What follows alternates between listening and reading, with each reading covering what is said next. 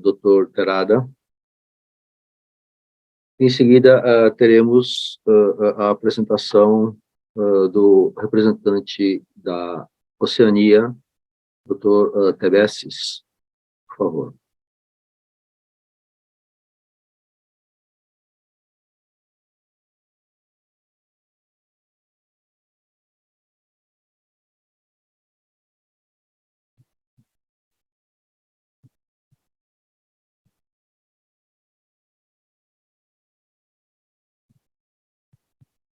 Everyone.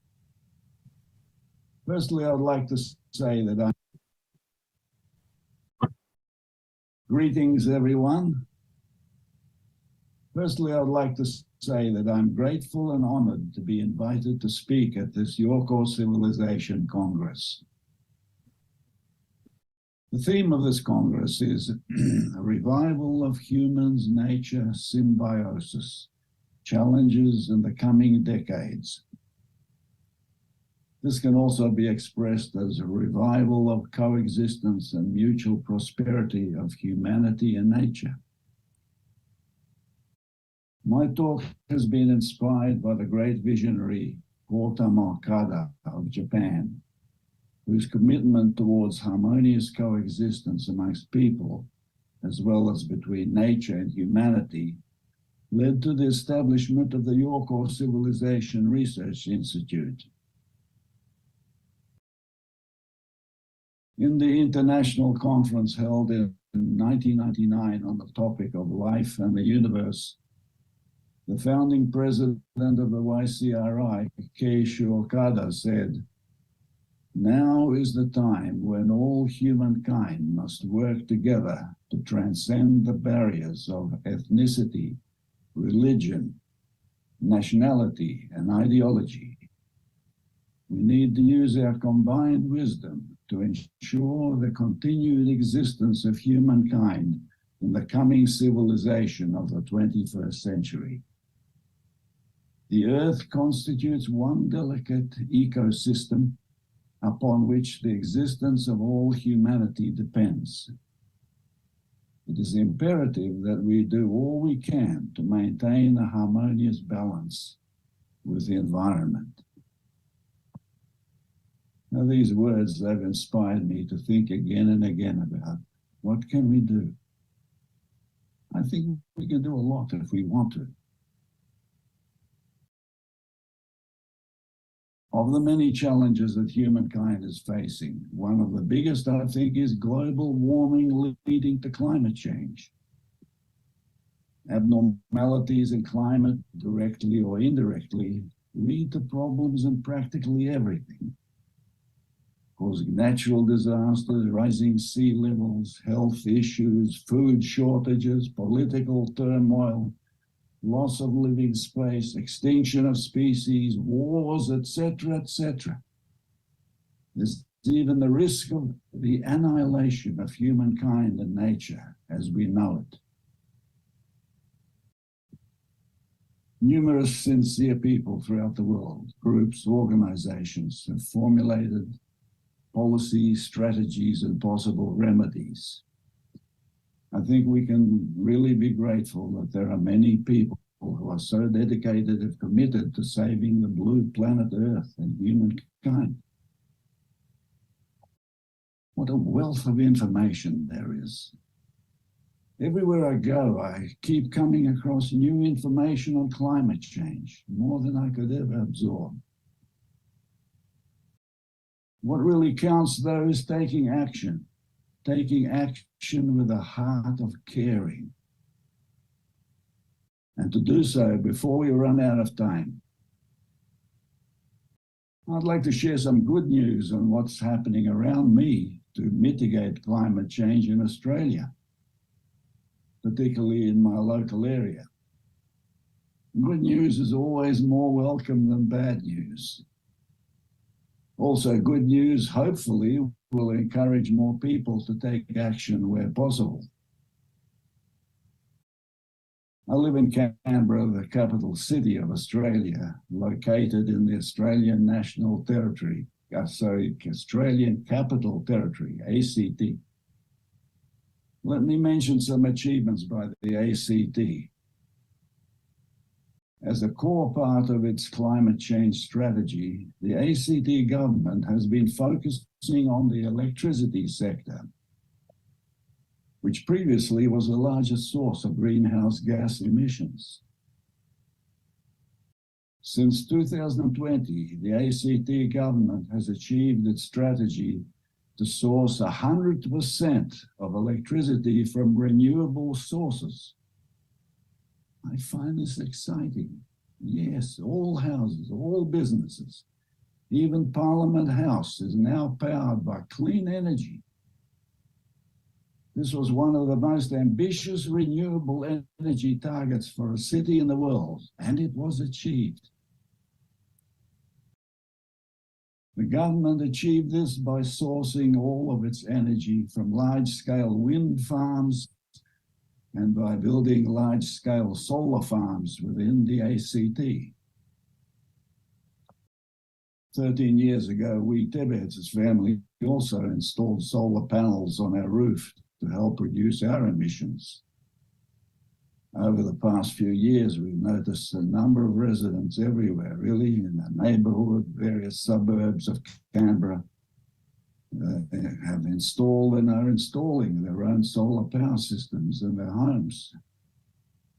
Moreover, the emissions saved from these household solar systems are on top of the government's 100% renewable energy target. An exciting new renewable suburbs trial will provide rooftop solar and community batteries with smart technologies so that these can easily interact with the electricity network between residences and businesses. An interesting point to note here is that Australia's quick adoption of renewable energy has not just been better for the planet, it's better for the economy.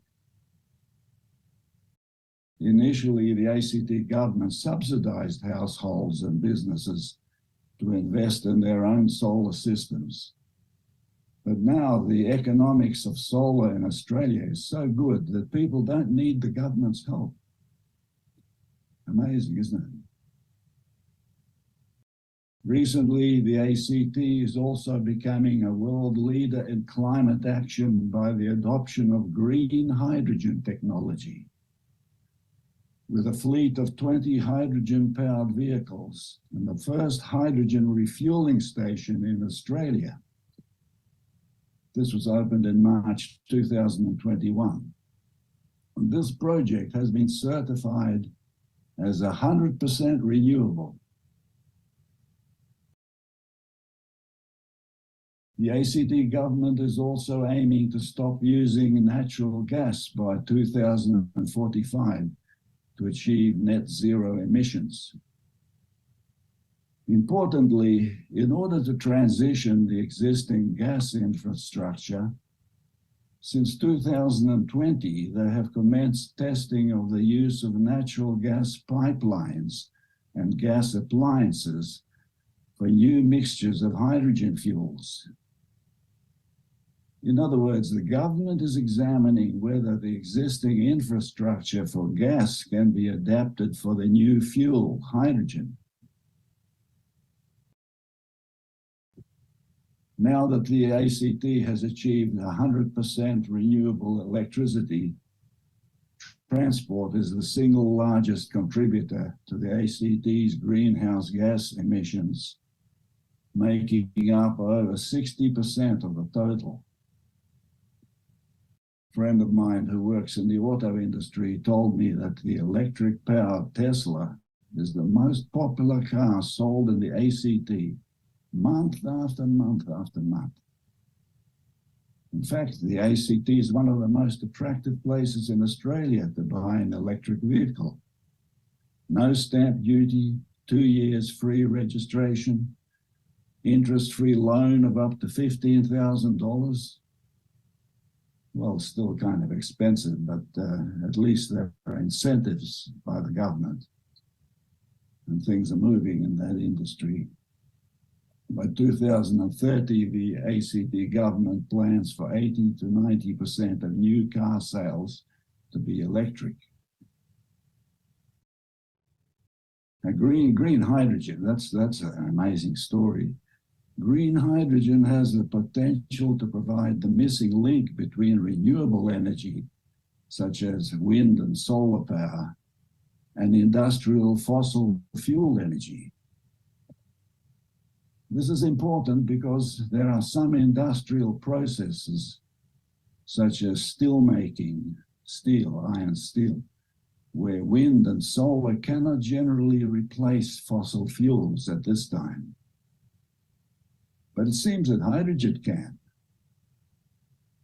Did you know that steel and iron processing alone produce more emissions globally than all aviation, deforestation, shipping, and landfills combined?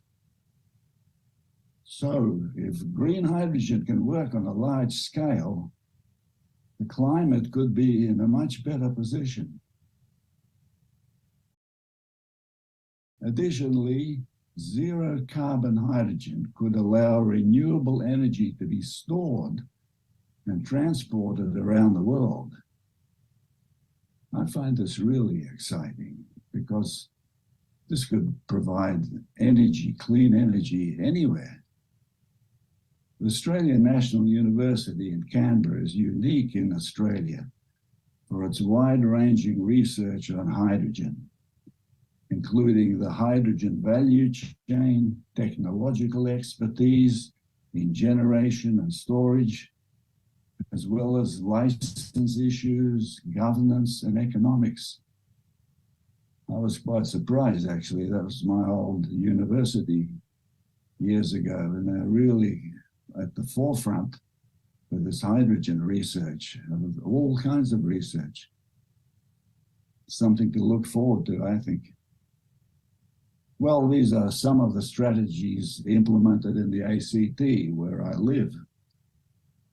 If we go to the different states of Australia, we can see similar as well as other strategies being implemented to mitigate climate change.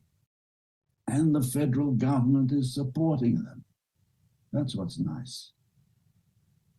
Since the election of the new federal government, Australia's emissions reduction target, the 2015 Paris commitment, is to reduce emissions by 43% by 2030 and achieve net zero emissions by 2050. The present Prime Minister of Australia is particularly enthusiastic in promoting climate change mitigation. More than once, he has publicly declared Australia can be a renewable energy superpower. His words. The renewable energy superpower. Wow. Well, solar power, wind power, hydrogen energy, they're rocketing up in popularity throughout Australia. Data show that Australia leads the world with 250 watts per capita per annum in installing new wind and solar power stations. An interesting man, Sol Griffith, is called, founder of Rewiring America and Rewiring Australia, is one passionate advocate who specializes in clean and renewable energy technologies. He's promoting what he calls green electrification, making all the machines that we use electric and run on clean electricity. He gives an optimistic picture about how this is possible in Australia, especially with the country's rooftop solar miracle, making Australian rooftop solar energy one of the cheapest sources of electricity in the world. I find it heartening that the International Energy Agency declared that solar is now the cheapest form of energy in history. Well, Beyond economics, Griffith says that the electrification of Australia has the potential to revive regional Australia and bring communities back together. In other words, he paints a vision of how we can connect our hearts by connecting our electrons.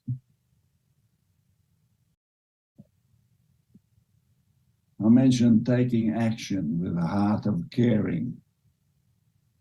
Policies and strategies don't always tell us the motivation for implementing them in the first place. Usually it is to gain economic benefit. The issues of survival and economic benefit are obviously important. But I think we human beings can elevate the quality of our motivation, such as caring for people as well as caring for the natural environment. As the first president of the YCRI, Keishu Okada, declared, if we are to create a new civilization, it is essential that we do more than abandon our desire to master and control nature. We need to make a complete change in attitude and live in harmony with nature.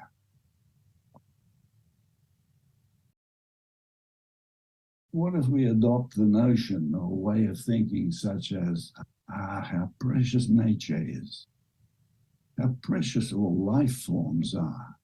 Thank you very much, thank you very much. Let's try and restore harmony between peoples of this planet Earth. Let's restore harmony between human beings and magnificent nature. I think we human beings have a moral obligation to protect and revive the resilience and wondrousness of great nature that goes beyond personal benefits for people. All living things are connected, living in symbiotic relationships. We should try to live in harmony, not only amongst people, but in harmony with nature, having respect and gratitude towards nature. In other words, we strive to live together, prosper together, coexist symbiotically. Traditionally, the indigenous people of Australia, who have been in existence as far back as 50,000 to 60,000 years, have never believed that their land belongs to them. To them, the land is their mother, the giver of life, who provides them with everything they need. The land is a spiritual part of the Aboriginal people, and you cannot separate one from the other. Traditionally, when it was necessary to kill kangaroos for food, they wouldn't kill more than they needed, and they would honor the animal before eating it. The indigenous people have always regarded nature preciously.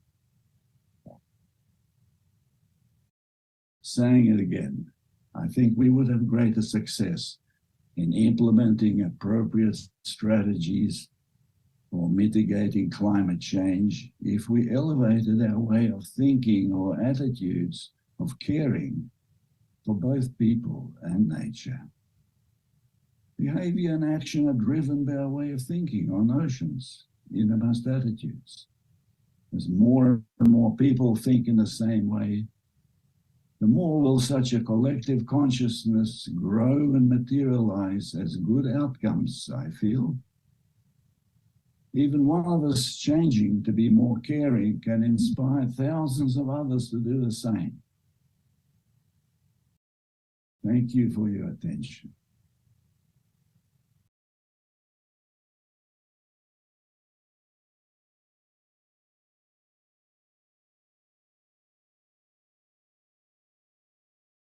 Muito obrigado, Dr. TEBECCIS. Então, prosseguindo a nossa apresentação, teremos em seguida o representante da África e da Europa.